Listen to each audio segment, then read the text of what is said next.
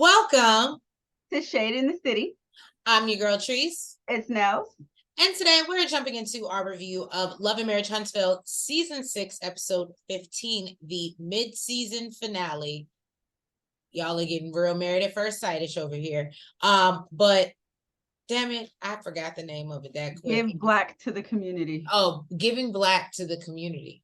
So it was definitely giving Black Espo. So if you guys have not already Shade Squad, please make sure that you hit that doorbell when you come in and hit that like button. You hit the subscribe button. And y'all, let's get into it. And Stormy gave enough shade this whole episode for us all. But yeah, let's get into it and let's get shady.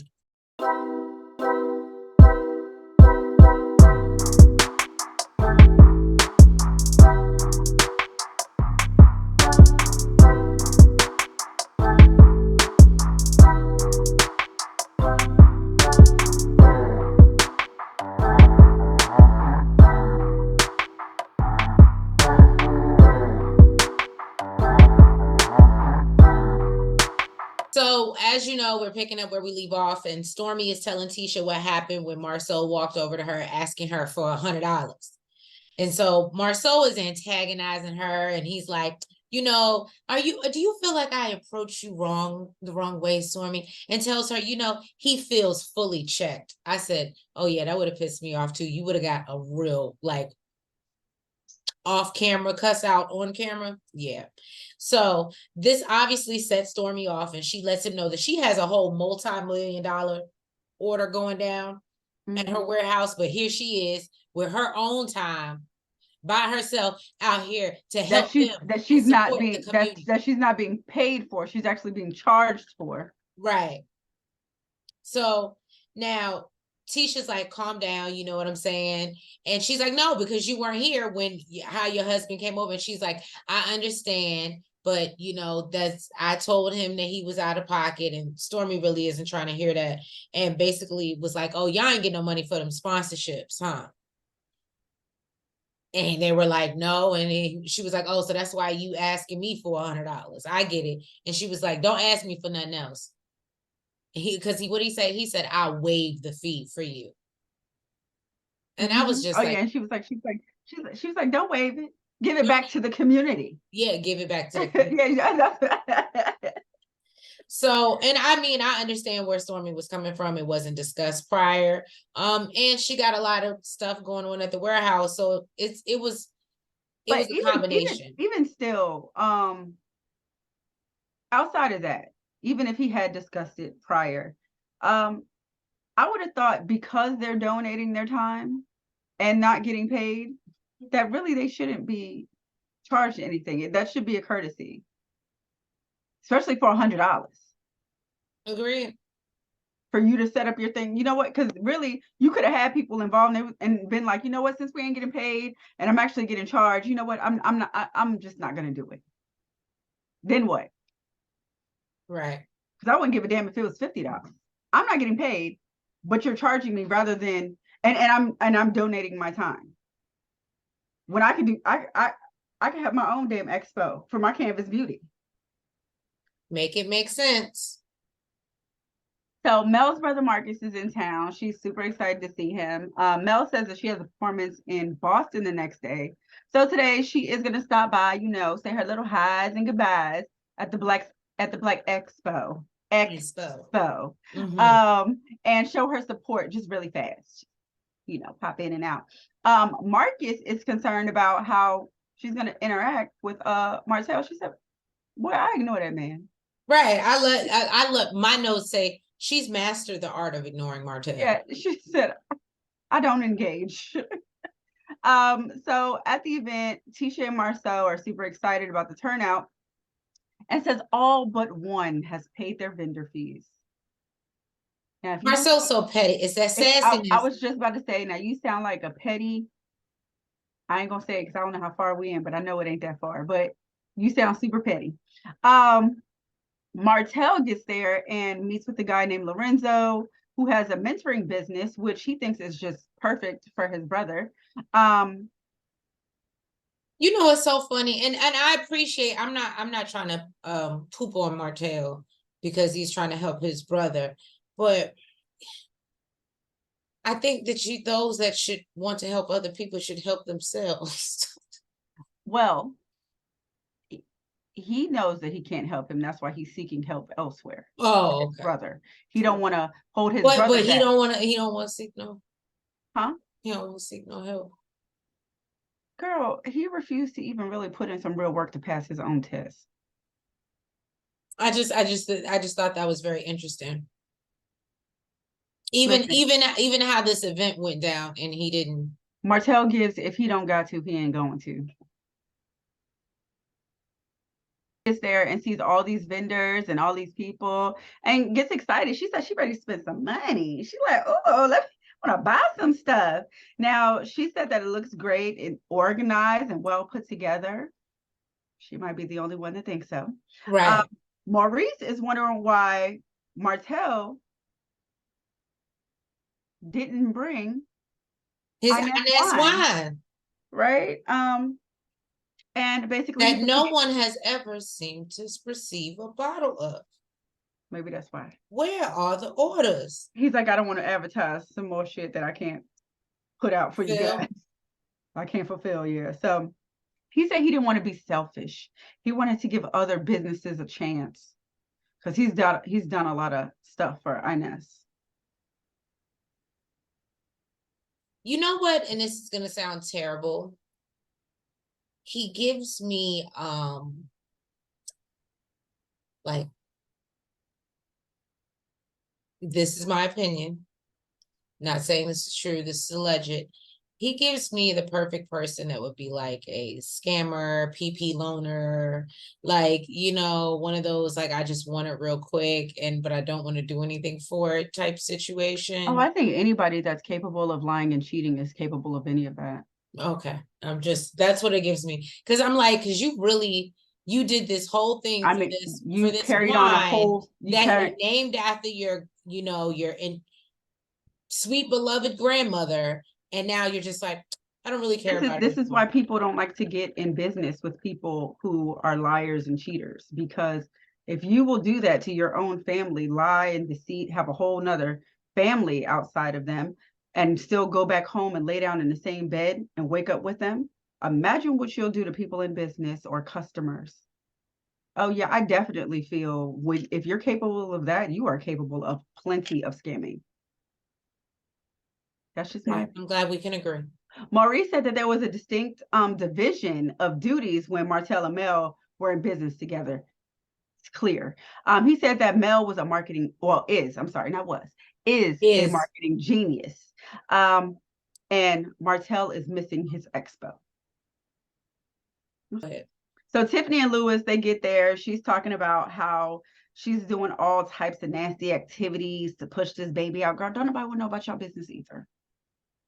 Okay, I wish these aunties and uncles would stop this mess. Just please stop.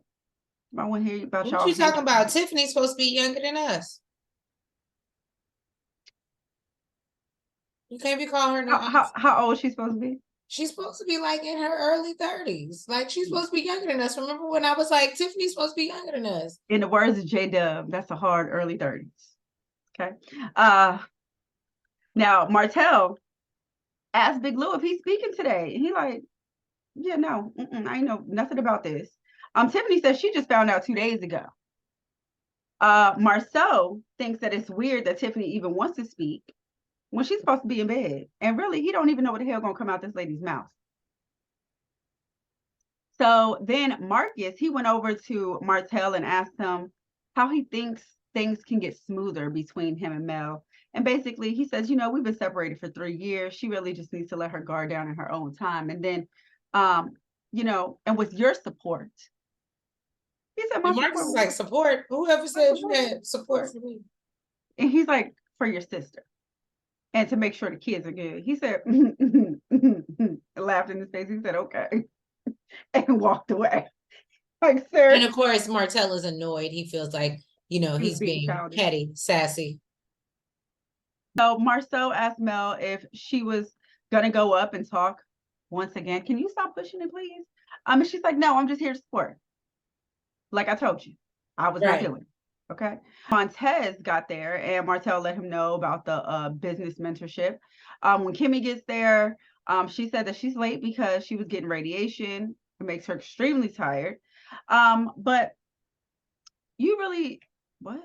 To me, Kimmy Oh, I'm showing sorry, up but was a big deal. it was a big deal. And really, you really cannot tell that she just had radiation or that she is tired, because I felt like she came in there looking like the baddest. Yeah, no, she looked really good. And that's why I was like, Kimmy was looking better than the host. Okay. Which is usual, but just coming from radiation, you would right. expect different. So then a woman there basically pulled Kimmy to the side and let her know that her being transparent about her diagnosis really helped a lot of people. And it brings her joy because she said she really didn't know how her story would affect people. She really wasn't even sure she wanted to share it initially. Right. Martez goes to say hi to Mel, and she's super excited. I thought it was Montez. What'd I say? Martez? Mm-hmm. Jesus Christ, I'm putting his name with Martell. Okay. It's an honest mistake. Just saying. As my son would say, it's okay, Auntie. Everybody makes mistakes. So Montez goes to say hi to Mel, and she's super excited to see him. She introduces him to Marcus. And she said, this is still my brother-in-law. Like, he not my brother-in-law because of that. It's my ex-brother-in-law, but it's still my brother. Because of that over there, but really he's still my brother-in-law. And he basically told her to be strong. You got to do it for the kids. And basically, I know how both of y'all are. She started to get into it. She started to go there. She felt like that was a safe space. She was like, who is? Me? Tell me. But then she was like, you know what? She got emotional. She was like, I'm just happy to see you. Right. She says that she's been around the family for a really long time. And she has a lot of history with him. And she's just happy to see him in a positive space. Right. At a positive event, like for the first time. It seemed like ever, actually. So meanwhile, Stormy gets a phone call from Courtney. He calls her to tell her that they've run out of labels. Stormy is confused because she's like, I ordered extra labels. I made sure I ordered more than enough. And so what happened? And then basically she figures out, oh, so y'all have mislabeled like several of the other products. And now we're out of, and so she's upset. She obviously wants to leave. She's regretting that she even made the decision to come to her staff is really incompetent. Like she does need to clean house. She does. And she's really upset that she came to this expo. And they don't appreciate her free time. Right. That she could be devoting on her business to make her money. I was proud of Stormy for sticking it out, sticking it through, and just trusting her team to work. It's probably because she had a setup there, because let me tell you something, I would have left. Then Tiffany arrives and goes over to talk it up with Stormy, and Stormy obviously is explaining to her how she's stressed out because of everything that's going on at the warehouse. And then she also decides to tell her about how shared with her about how Marsau approached her for $100 the day of the event and how she feels away. Tiffany said she also feels away because no one, I guess someone mentioned her speaking or asked it. Martell actually asked her if she was going to be speaking. And she was like, no, I knew nothing about the event. Why would I be speaking? And so, of course, Tiffany feels like, oh, well, she feels left out and feels like she could have, she didn't have to be a part of the comeback group at the original 6, but they could have reached out to her so she could extend. Well, yeah, because Stormy wasn't a part of the comeback group, but they still invited her. Right. I say that in this moment, I understand where Tiffany was coming from, but I also feel like based off of the throwback footage that they showed us, with her having a conversation with Tisha and her talking about her doctor saying she was on bed rest and that she didn't need to be going out and about. If I was Tisha on that call, getting that information, I don't think, first of all, I'm not even thinking you're going to be in attendance, much less ask you to be a guest speaker. So this is the one time where I'm going to say, even though Tisha, I still feel like is a little disorganized with her shit. I'm going to have to play devil's advocate in this one and be like, yeah, I can't really be mad at her in that one. I don't agree, because you can still send the invite and let me decline. I guess.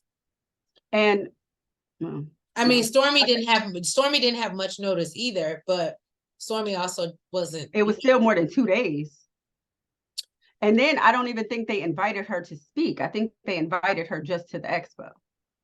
Well, no, Like to but what I'm come. saying is I think that they were, if I'm inviting you and then you're like, oh, I don't even know if I can come because of this situation, I damn sure ain't gonna be like, oh, hey, that's what I'm saying. In Tisha's defense, she probably maybe did have that on her brain, or that was her intention when she called, and then hearing that she won't even be able to make it into the attend the expo, much less so now I'm gonna come in and say, oh, well, damn, girl, we wanted you to guest speak.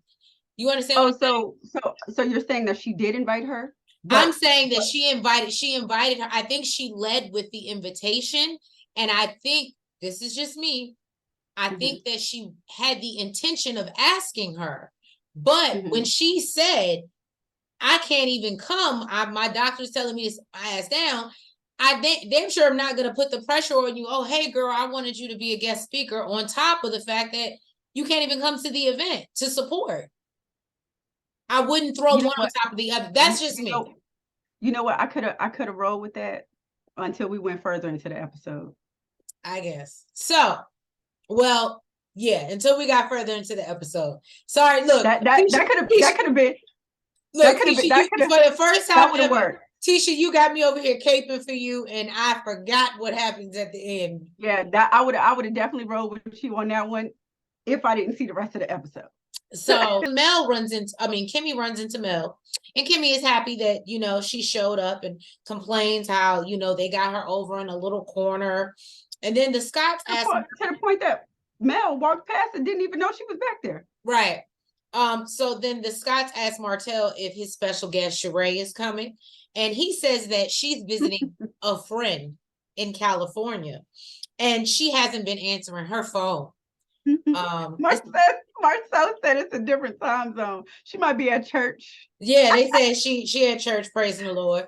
Martell said nothing has changed between the two, and that's still his friend girl. That's because look, game recognized game. That's why he can't do nothing but respect it. Right. Then Martell realizes that Mel is there, and everybody's actually getting ready to go up and speak. They're behind this screen, and they're having this conversation behind the screen. And I'm surprised they weren't able to hear, maybe because there were so many people, it was loud enough to cover. Oh no, they said that they heard the arguing. I think they said they saw, because you could physically see like the mannerisms, like you could tell that they were arguing, but I don't know if anybody actually heard. That they heard the argument. Yeah. Okay. But yeah, so basically when Martell realizes Mel is there and she's not getting up on stage to speak, he feels away, and he's like, I completely expected Mel to. And I was like, she's been First of all, I don't know why, because they already said that Mel wasn't doing it. They had a whole meeting about the fact that Mel wasn't doing it. That's what I'm saying. That's what aggravates me. Are you that delusional and want what you want so bad that you've heard her say no multiple times on many different, I'm not doing it. And yet he still sat up here and said, I fully expected her to do it. What I don't understand is, oh, you mad at yourself or not? I'm confused as why does it matter? You see her sitting in the audience and now you don't want to do it. So you know what I think it is? I think that he wanted her up there to carry him. I don't think anybody else up there was going to carry him. And he knows that. Hear me out. I think that he's giving Mel too much credit. And he thinks that if they get up on a stage, she won't let his ass fail. Let me tell you something. If he thinks that Mel doesn't know that she's been carrying him for their engagement, he is delusional for real. I guarantee you, if she had done it, she would have got up there and left his ass hanging. She would have carried him anyway. But you know what? I thought that too, but then I was like, there's no way that he actually thinks that she would. I think that he really thought that, because he goes on to say that he's not good at public speaking. It's something he really doesn't like to do. If y'all didn't, I think we talked about this during the season, but the Queen Sheba interview, and how he basically hemmed himself up in this whole P-tape, situation, because he went on there and admitted that it's just bad. Martell is not good at public speaking, and it's really sad, and he needs to get out of public speaking. But I think he needs to do something, and it seems like he doesn't really want to apply himself to anything. It seems like he wants to take the easy road. That's the perfect word. That's apply himself. Yeah. That's Yes. Perfect. And it's sad because I think that he can do a lot. But even I was thinking about it before I even made the comment, and I was thinking about it, and I was like, well, he is doing the suit line thing. But I was like, but you're riding off the coattails of somebody else's suits and their business, and you're just hoping that your image and your presence on the show can help build you an income. But it's not. You understand what I'm saying? It's not like you didn't sit and sketch anything. You didn't pick out any fabrics. You didn't, I don't know. And it's just, the preacher is preaching. for me, I don't care how good you look. If it's nothing up, if we can't, I mean, obviously he's good with his hand. Like, why is he not doing his own? On top of that, your credibility is kind of shot to shit. Nobody really messes with you like that, for real. I mean, like at this point, I would respect Martell so much if he would just go be a personal trainer and just go get your certification, be a personal trainer, and live a healthy life. Like that's something that I could see. He want to get back to that. He want to get back to that him and Mel money. That's. Well, you're gonna have to work. Apply yourself. Mel will show you like videos and does lives of her packing up packages for 7th Avenue in her kitchen, in her beautiful big ass living room, but she's doing it herself. She's applying herself because she's passionate about what she does and making her business worthwhile. And that's what I'm saying. If fitness is something that you care about, why not pour your all into that and be successful from it? But because you're just jumping everywhere, just trying to get the quickest check. Mm-hmm. Yeah, I told you he was more of the dad mom. It was more Mel that was like out there, like he was more with the kids. It was Mel that was more out there, like, you know, I mean, of course he was at events and stuff like that, but that's why Maurice said what he said. She's a marketing genius. She was the one that was more out there, you know, getting the business together. And then he himself, because even if that's your avenue, I would have encouraged him to, go start your own like family YouTube, show you and your kids and what you do and taking them out, and the women that love you and see you being a good father, bitches are being your DMs all the time, trying to have your 6th child. Like maybe if Side Piece wasn't around, he could do that. And I don't know if Mel would be okay with him. Well, no, because remember, he's the one that went to court, and they can't put the kids on social media. He's the one that did that, so he effed himself. Oh, well. That's what I'm saying. I don't know. Is that why we haven't seen him on the show? Can they not be on the show? Yeah. And I don't know. I think that Martell is a very attractive man. I think that he does have things going for him. I even think he could do his own. No more. I even think he could do his own handyman, like repair joint. He looks like he's good with his hands. I was about to say, does he repair anything? I don't know. Every time when he be acting like he be working on these houses that he's not building, yeah, he be acting. Maybe it's just for TV. Maybe we just catch him in the hard hats. I don't remember seeing him with a hammer, a nail, a screwdriver, or nothing. I don't know. I need Martell to do better and stop using Melody as an excuse to lift him up or anybody else. I need him to be wholeheartedly into at least just one venture instead of trying to put his hand in all these different pots and they're all getting shot to shit. You know what it gives? Hustler. So the event seems to be going well, but then one of the participants asked about venture capital, and Tiffany is sitting in the audience smirking because, of course, she has that knowledge. She said. Then I thought this was really funny as well, and that's why I made it a point to say this. Maurice shares his struggles with credit and how he at one point had a 406 credit score and built himself back up from that. And I said, that is amazing. Or you just waited the 7 years and your credit renewed. Okay, so Stormy gets back home. And I thought it was super cute. She got on her little canvas beauty pajamas. I know she always wears the hoodie, but I didn't know she had pajamas. I thought it was cute. Now she hops into bed with Courtney and they're catching up on the day. He said he's super exhausted after his 15-hour bus ride. I don't know. Maybe I'm extra, but it did make me tear up. I knew it was gonna make Stormy tear up for sure. Now she tells him that Marsau made the day weird for her and how he asked for $100 the day of, and basically also told her with all the space she took up, it might even be more. We didn't catch that. I didn't catch that either. Mm-mm. Now, Courtney can't even believe that Marsau was being serious about this. And she feels like she shouldn't even had to have this conversation with him. And he agrees. So she's like, what, you gonna say something? Because somebody needs to tell him to stop acting like a priya, okay? And he was like, oh, I definitely tell him that. We'll Okay, definitely have so that I will say conversation. this. So we got on Tiffany, right? Or, you know, some folks got on Tiffany for running back to Lewis and, oh, you need to go check them and check your friends. We don't feel no That's way. because Tiffany was the one in the wrong. Okay. Oh, I just wanted to settle that. So if anybody wanted to jump in the comments and say Let's something not. about similarities, I was There's just no saying, similarities. For one, they came at Tiffany about something that Tiffany was did and the wrong said, in the yeah. wrong and dead wrong, completely wrong. Okay. And she ran back to her husband, basically blaming him for getting on her ass about something she was wrong about. In this situation, Marsau came to her and approached her on some sideways stuff, and she told him how she felt about it. And then she came to her husband and told him like the way he was coming at her. And even you said the way he, like, all this little actionness that he was being sassy.